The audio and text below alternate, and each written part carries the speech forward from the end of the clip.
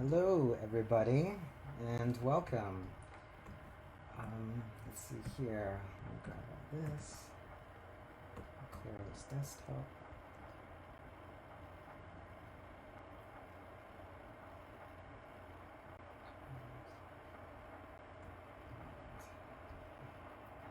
How is everybody doing out there?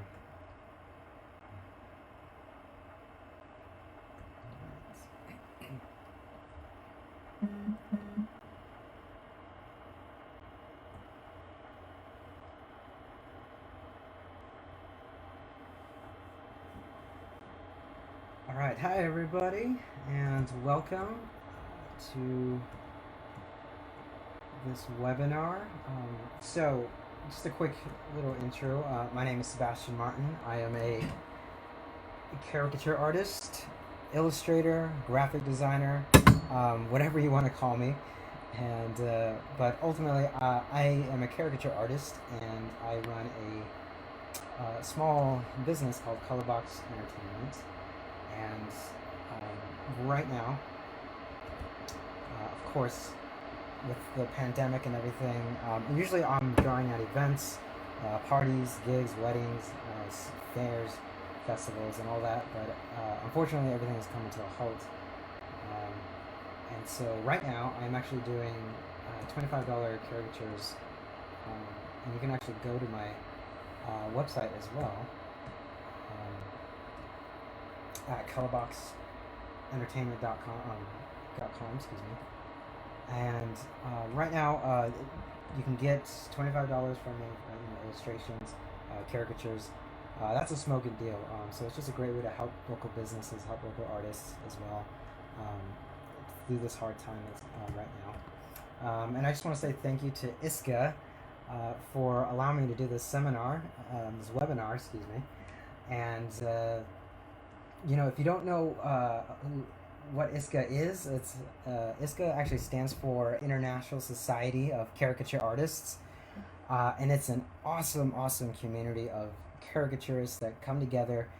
We have a annual convention every year, and we get together, we draw, we encourage, and also there's some competitions that happen. But it's a really great way to meet other artists, be encouraged, and also to grow in your craft as an artist overall too, not just as a caricature artist. So go down to the page, visit, see what we're all about, because they have a lot to offer. To artists, just free lessons. Again, contests. And sometimes there's at the conventions there are some things that you can get as well as equipment, just tools to help as an artist. But overall, great community. And so yeah, let's go ahead and get into this. So a lot of people often ask what my process is, or what my creative process is, and also what do I use to create all of these illustrations. And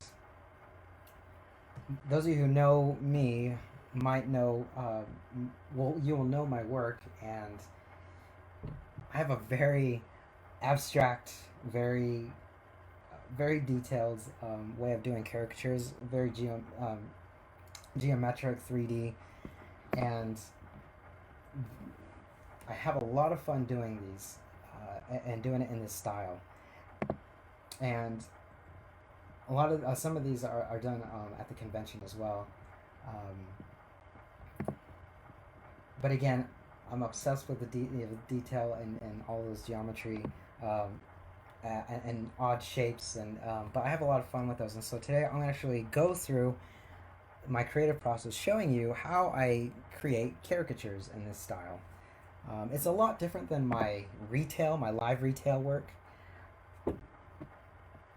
but nevertheless, the way I approach caricatures is still there's still the basic fundamentals and rudiments of caricature. So we're gonna go ahead and get started here. And so one question I get is, what do I use to create my caricatures, the digital caricatures? And I use Photoshop.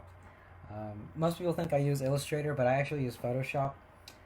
You can still use paths and vector type style in Photoshop using the pen tool that's available in Photoshop. And so we're going to go ahead and go into Photoshop. And I'm going to go ahead and create a new document. I'm going to go at 11 by 14. That's the typical size I use for live retail, so I'm just going to stick with it. And then I'm going at 300 resolution. That's pixels per inch, so that way if I want to print it any larger, I can.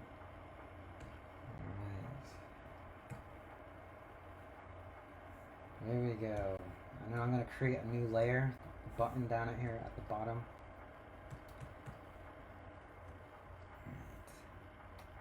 Alright, so we have our tools. Photoshop, I'm going to use the brush tool as well here. I'm going to just lower the opacity just a little for sketching purposes. Alright, now we need a subject. I'm going to go to, excuse me, wrong browser. I'm actually going to go to Tasty Faces. I just want to give a shout out to this page. Here we go. And if you don't know what Tasty Faces is, it's a Facebook, Instagram account, and it's got a lot of awesome, very high resolution photos that you can grab and use as for your caricature purposes or just in general any kind of purposes for art. And some of these are celebrities, some of these are from I believe just random people at fairs, and I believe Sam Gorey is the person that hosts this. I'm sorry if there's someone else. I apologize, but this is a great resource for references.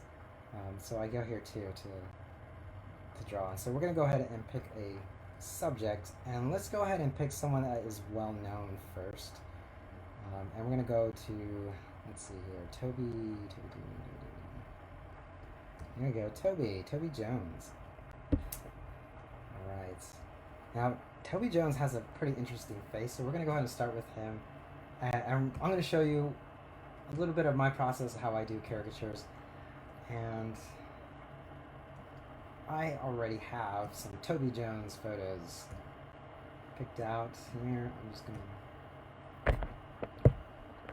throw them into my layer.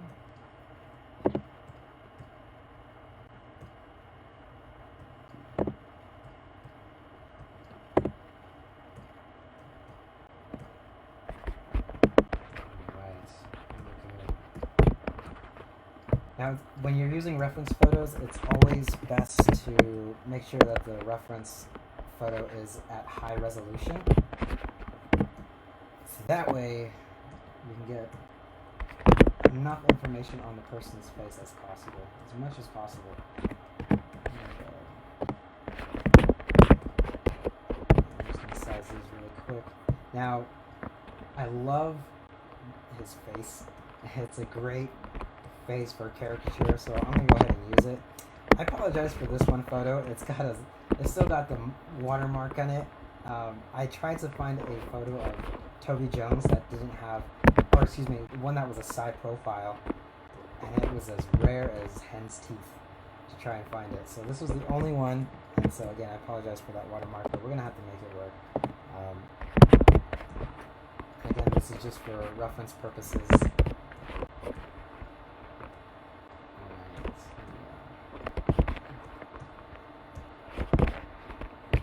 Now that we have our reference photos, the one thing I start with in caricatures is I look at the face, the shape of the face, and I'm looking for basic, really basic shapes. So with Toby, I am looking here. I'm going to use red to kind of outline the shape. And I'm looking for the most simple shapes, or the shapes that I see. And so, like, on his face, you know, if we look at this one,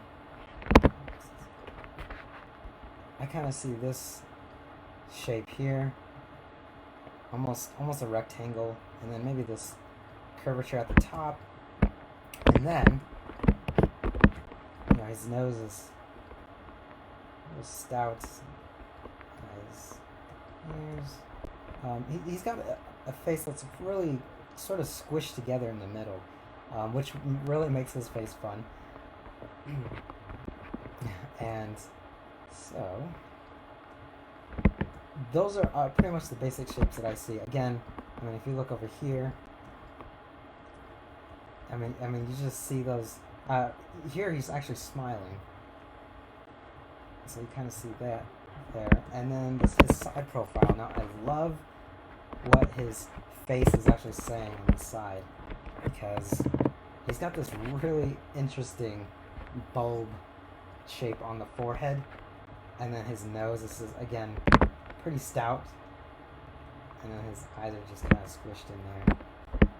But again, really fun face to start out with. And so now that I kind of see those shapes, I'm going to go ahead and start sketching this.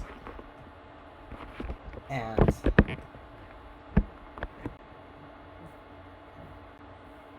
oh, sorry about that. I think I'm hitting the microphone. Alright.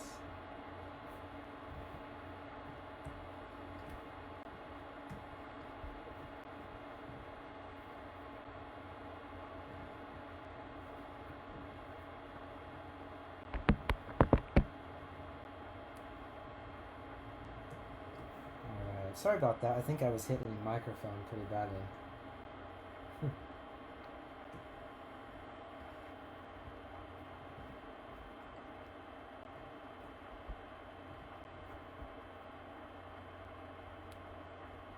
Let me see if I can fix that real quick. I don't want to hurt you guys' ears. Let's see.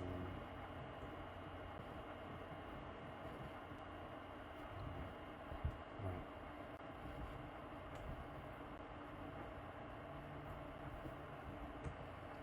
Alright, here we go.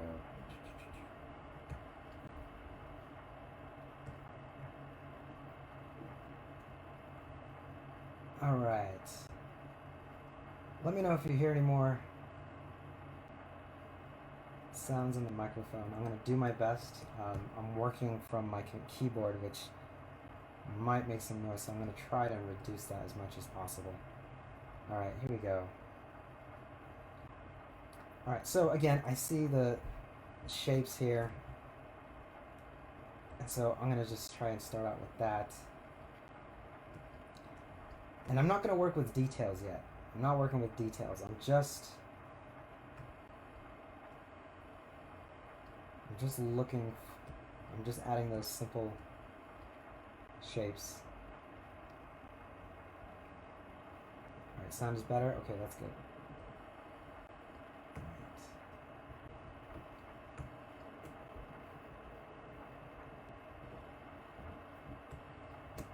I would have blamed it on my kid who was playing with my microphone, but she's not here right now, so... there we go. Alright. And again, slight mouth, and, you know, I'm looking at the mouth, and it's sort of straight here. I mean, to me, that's a little boring, but when he smiles, he's kind of got this triangle shape going on inside the teeth area, so... I like to do more abstract style, and so I'm going to go ahead and grab that triangle shape there, try and work with it. We'll figure it out later. And since he's a little older gentleman, there's a little bit of wrinkles. Now, he has almost no neck, which is kind of fun. It gives for a more comical effect here.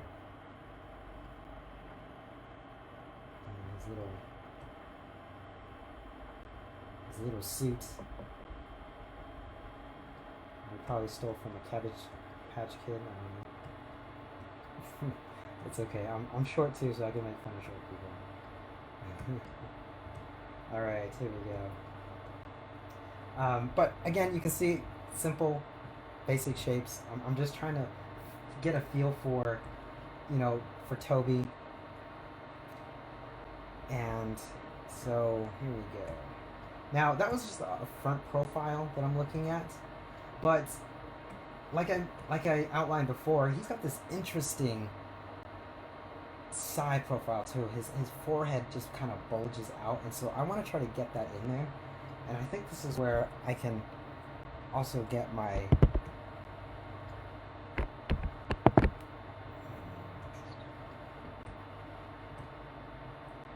more abstract caricature style.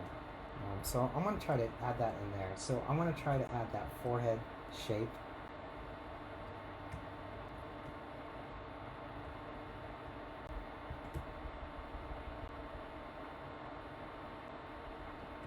Just again a simple shape. And then I want to try to add that front profile there.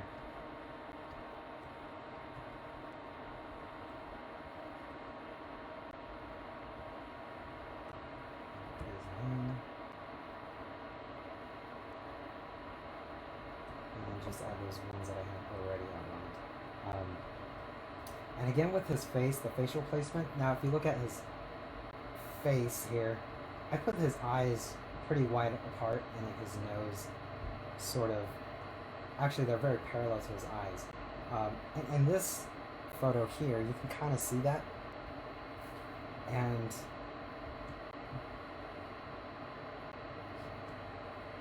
you can see that really well there. I tend to do that sometimes because it helps sometimes with likeness. Again, this is caricatures, you're trying to exaggerate some of those features, and so I want to try to do that.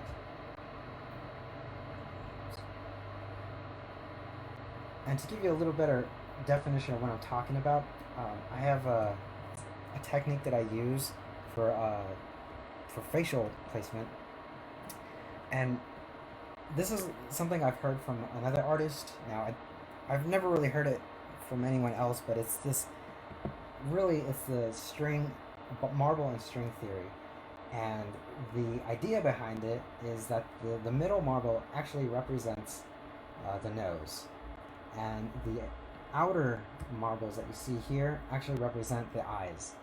And so what we do here, if you're going to raise that middle marble, the outer marbles are actually going to extend further out.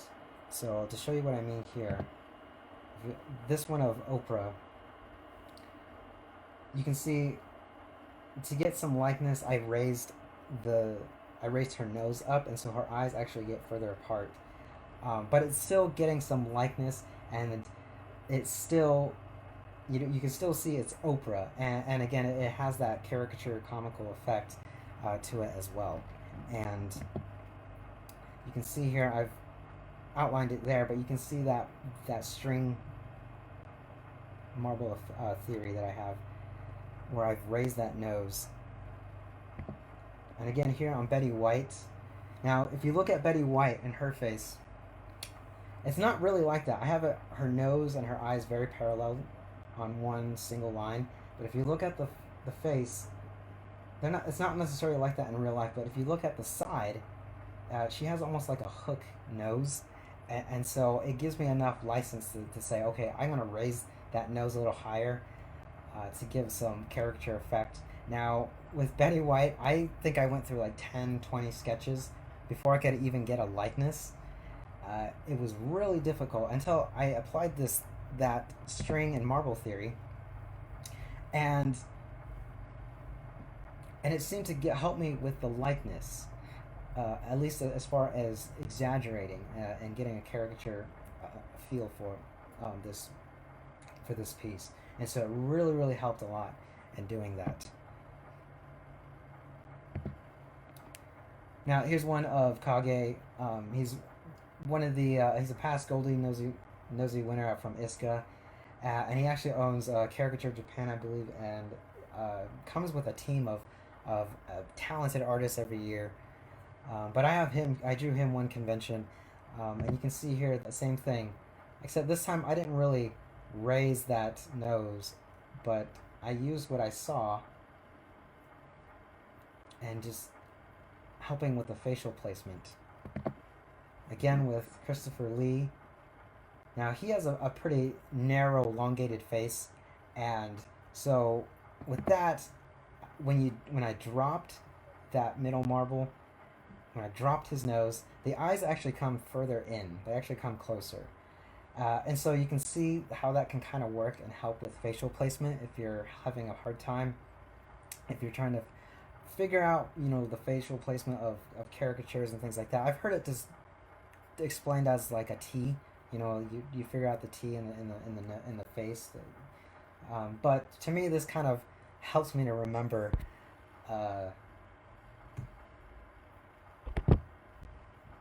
where just how to do facial placement. But again, this is just a really rough, very crude sketch of Toby Jones. Let's go ahead and move on to my next subject here. And I think this is what I will use for this demo.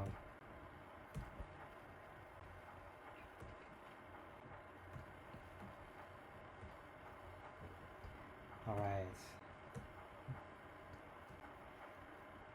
I'm going to pull up my next subject here, and my next subject is actually the amazing Ben Bloss. I'm going to use him. And again, I'm taking these references off of Tasty Faces on Instagram. You can follow them. Ben Bloss is one of the board members of ISCA, so I thought it would be fitting to do him, to draw him here.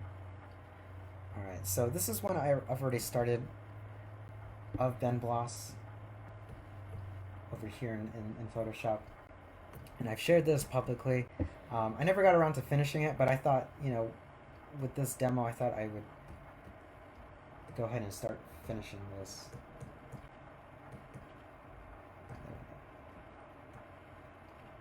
But I'll kind of explain what my thinking process was when I was looking at Ben Bloss here.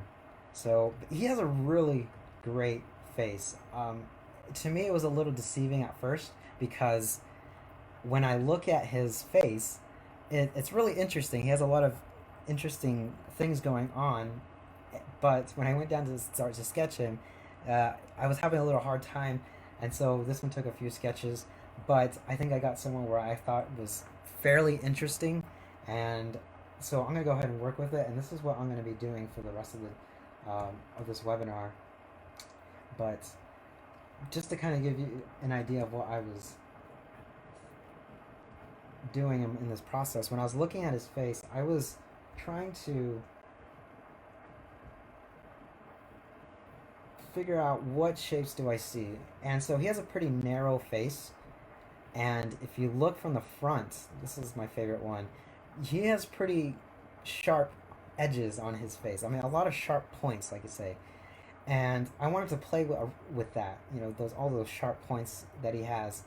And then when he turns to the side, you don't see a whole lot of that, but you can see very prominent feature in his nose. And then, of course, when he smiles, he's got this really great thing going on with his teeth, almost like vampire teeth. And then pretty small teeth. It kind of does this interesting thing with his gums. And then his smile's a little crooked, which is great. I think when things are less symmetrical, I think it is great, and I like adding that to my caricatures. I don't like doing so much symmetrical. I like when things are kind of out of balance and just not really lining up too much, because I think I can have a lot of fun with that. All right. And so again, looking at this sketch, here we go. Again, I made the nose pretty prominent because I think that's a pretty great feature that he has. That's kind of going that way.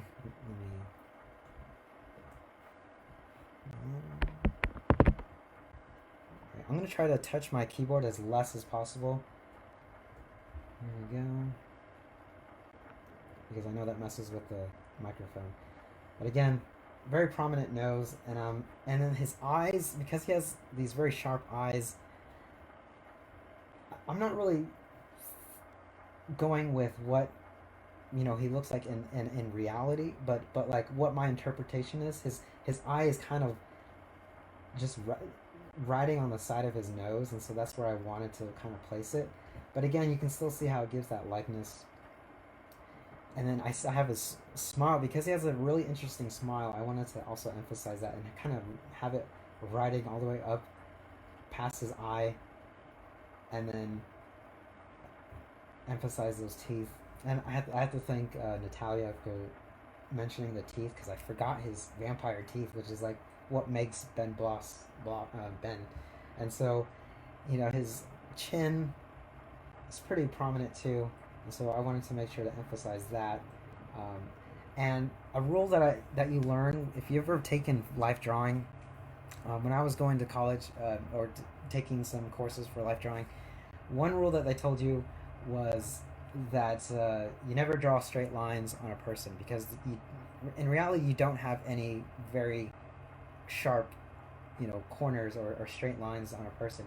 But since I like to draw very abstract, I go to liberty with that, and I'm just drawing straight edges all over the place, where there really aren't any.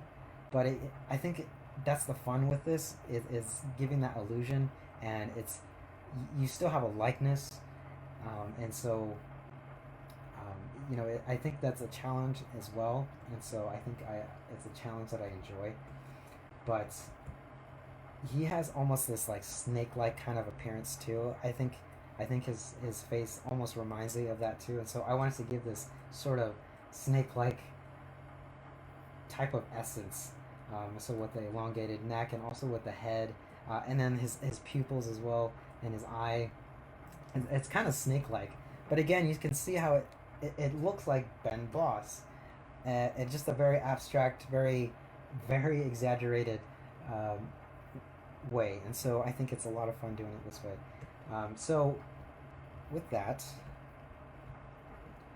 now that we have the sketch of Ben Bloss, excuse me, what I do next is I actually take my pen tool and I begin to create paths around this, and so I'll just lower the opacity, just so I can see what I'm doing. And I've already laid out the paths, so that way it's not, because it's a grueling process, and so that way you're not sitting here watching me draw paths all day.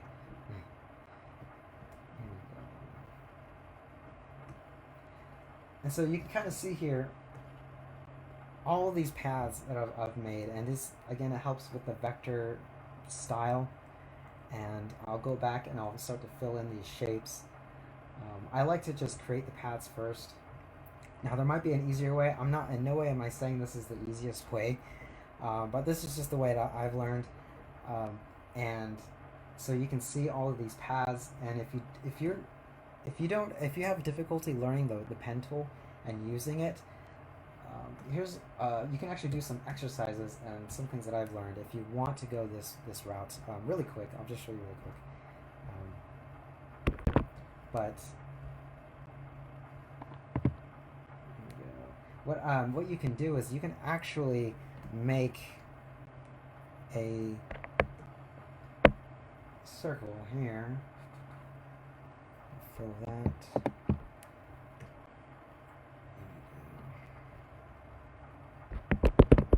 Again, I'm doing my best to try and not touch the keyboard. I know it's scratching. And this is what we call the clockwork method.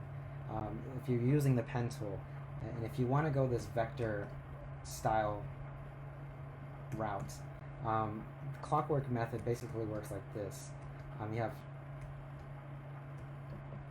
12, 3, 6, and you're looking at sort of like a clock. And with the pen tool, you're only creating 4 points, and the less points you use, the better. That's technically the rule for when you're using the pen tool and creating vector-based artwork. Uh, Less points is better. So I'm going to make a point here. I'm going to lower that so you can actually see where I'm. And another one there. Another one here. Another one there. And then to close it off, I'm going to do it there. Again, if yours isn't perfect, that's fine. You go back and you start to refine those points.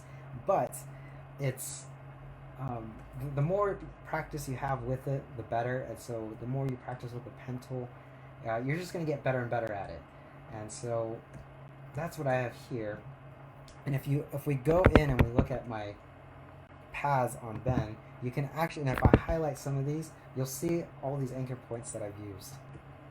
And I'm just using the Clockwork Method for all of these points, like all the way in the ear, everything. But this is all done by hand. But the more you use it, the better you're going to get at it. And I had a job using nothing but the pen tool before I was a caricature artist. I was a graphic designer.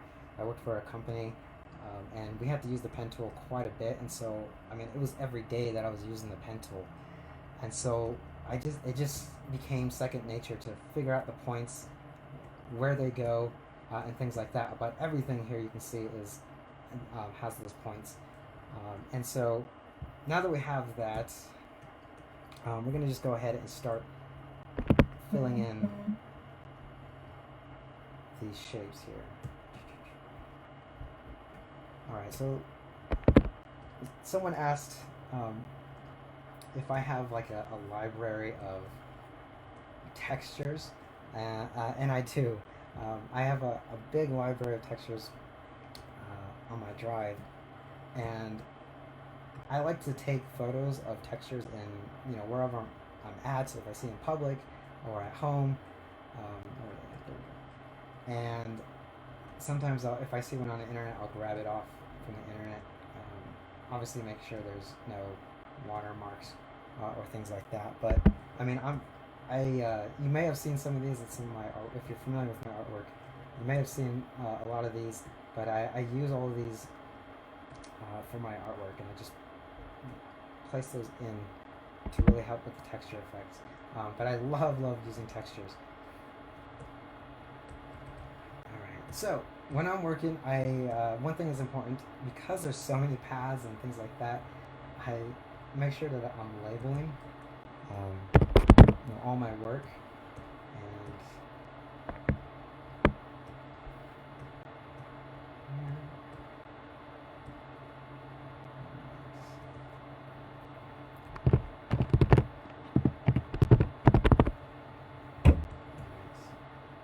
Again, sorry if you start to hear some noise when I'm working. I'm hitting my keyboard. It's right next. It's coming from my keyboard and my microphone are connected. So here we go. And so, since I've seen Ben Bloss in the flesh, like I've seen him in person, he's not. He has more of a pinkish tone to him, and so I just want to emphasize that. And so I'm just going to kind of go in and add a pinkish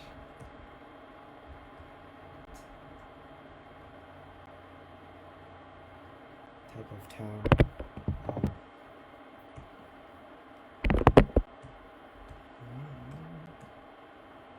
And right now, all I'm doing is just filling in these shapes, which is the fun part.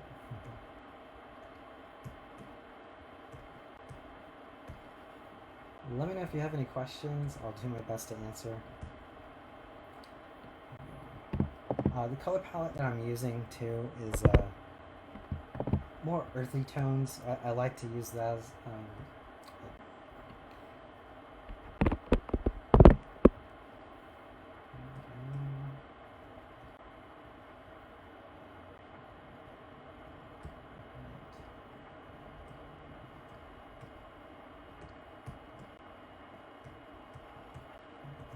Call out the eyes folder.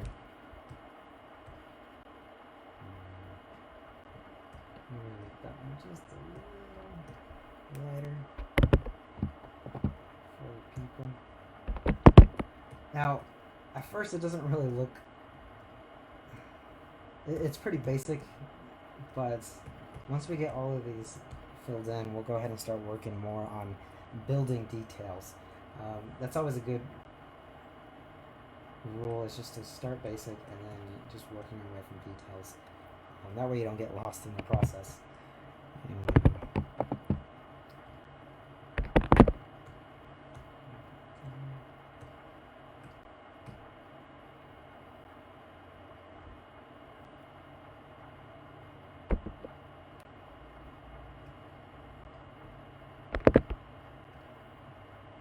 I'm really enjoying that shape that I made for his mouth.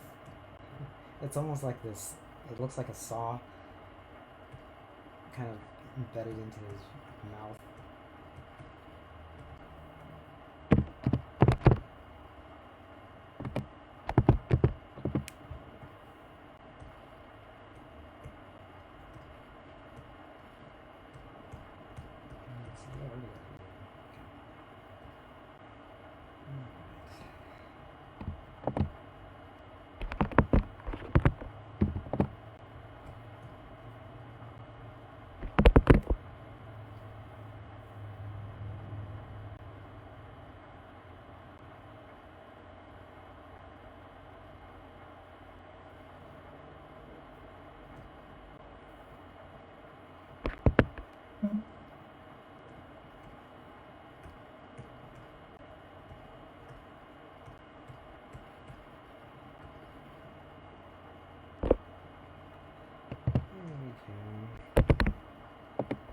Some of these color palettes I do borrow, but sometimes I like to make my own. And I really like just doing a lot of complementary color types. I looked back at a lot of my artwork and I realized I really like primary colors. I'm going to change that one. Let's try this.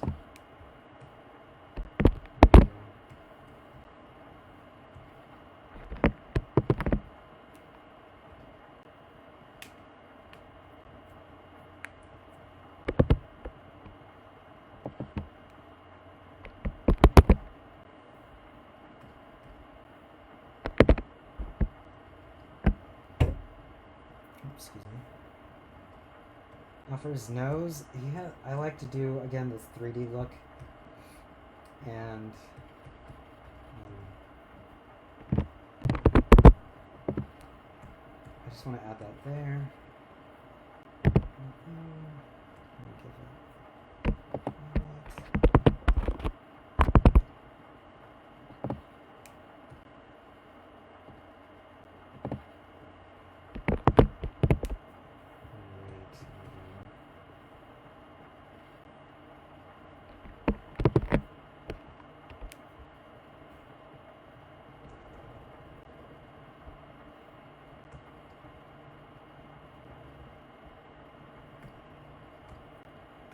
Alright, I just want to show you guys really quick, just because don't know if I'm going to finish this all on, all live, but just to give you a quick preview of what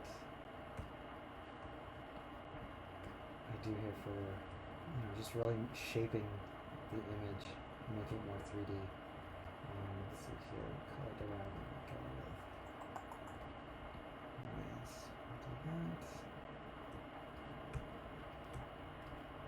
Again, when I'm doing these 3D types of things, I mean, if you've learned, value, drawing shapes, like the cone, the square, and the sphere, that's really where I'm just borrowing that all from.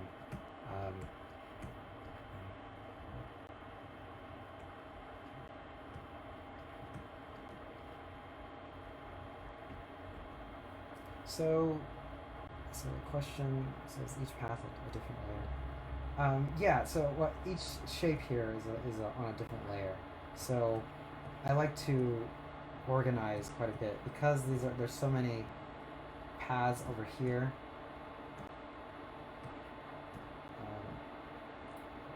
This is just the basic skeleton, all the paths that I drew here.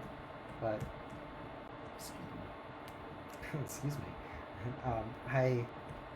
I like to put everything in a different folder to that way, and just label it. So like I like the eyes there, nose, mouth. So that way I don't get lost when I'm creating things. It's always good to organize when you're working.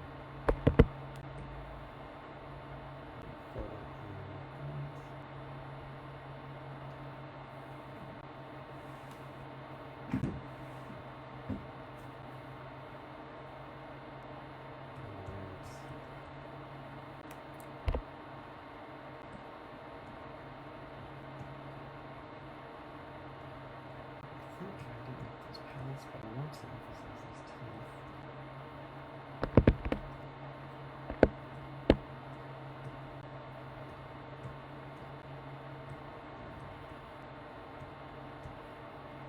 The Ben Bloss vampire teeth. Fun.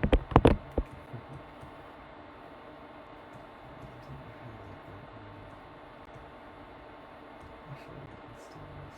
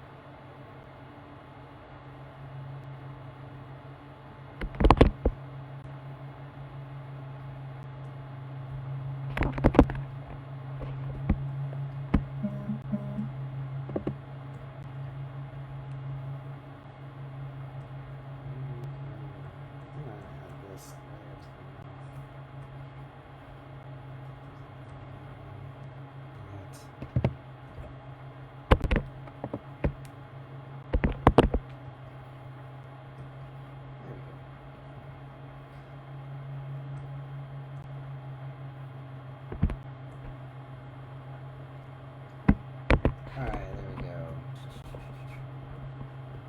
Starting to come along with those, with the basic structure.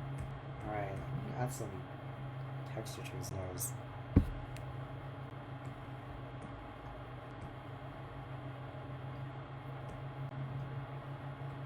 Let's see. Let's try maybe this. This has more of a, I can maybe take that. I can take this actually. And we can actually change that.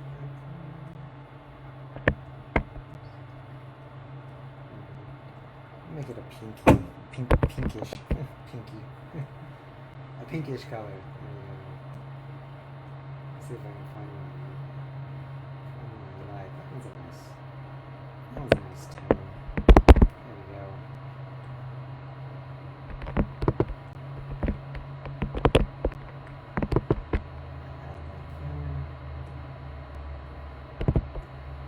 Let's see if we can get. There we go. That's a nice little texture there. Let me see if that we can maybe even better. I do like to mess around with the mode here. You know, sometimes overlay works, or the vivid light, the hard light. But I'm just trying to find what's right for the piece and what seems to fit.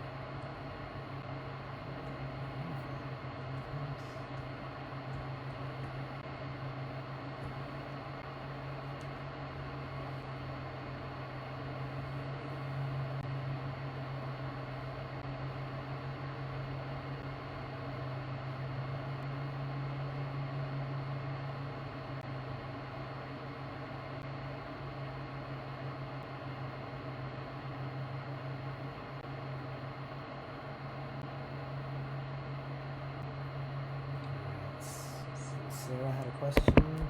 Super interesting. Do you make a color palette beforehand or just decide as you go along? Sometimes I do decide as I'm going along, and sometimes I do have a color palette beforehand. But like I explained a little bit earlier, but it's I like using earthy tones, and I'll get to doing that a little later. But I do have an overall, kind of monochromatic or color palette feel that I like. Sometimes very saturated, not too vivid and not too bright. Sometimes I like to go with bright colors, but again, I'm just looking at what works for the piece and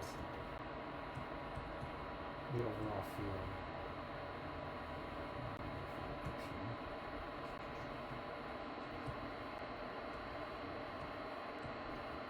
And then I just use the brush tool.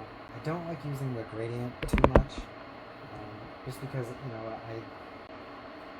doesn't give me all of those corners and things like that I want, or like the shading that I want in each corner. So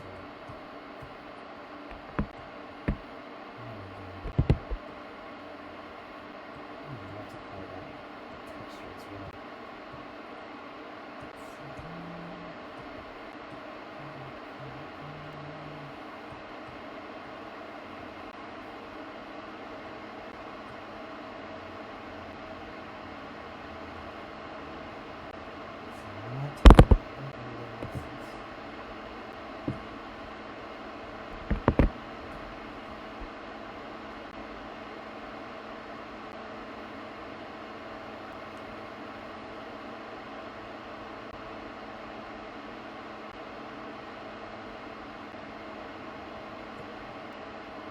Thank you, Tom.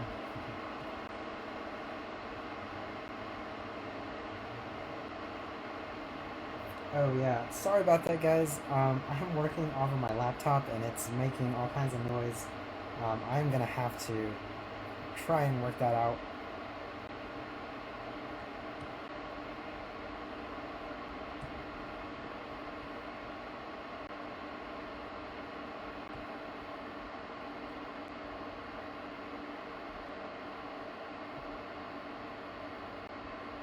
But it won't be much longer. But I just wanted to show you again. This is the typical process for what I do. Again, just really simple. Process is a little grueling again. But it's pretty simple to explain. Just making paths, making my anchor points, things like that, and then filling in those with the colors. And again, organization is always important. By the end of this, I'll probably have about 300 layers done, but it takes roughly around maybe a good day's work of doing this, and yeah. One thing I do like to do is I do like to add a filter that kind of helps with this grain, give the grainy look, and I just add a noise filter. So I go up here, I actually make a layer, I use a gray tone, I go to overlay, so that way it doesn't change the color at all. See, if I switch it on and off, it doesn't change the color, because I want to keep those colors. And then I want to go to filter, go to noise, I'm going to add noise, we'll tone it down maybe about 18, and boom. So again, if you see my other artwork, you see this little bit of grainy kind of texture, but I really enjoy some of that. And if I don't really like what's going on with the color, or if I want to tie the colors all together, I will add just another small filter, just to, again, not changing the color much, but it helps to bring all the other colors, together, to really sync together. And so you can see without that, the difference of those filters.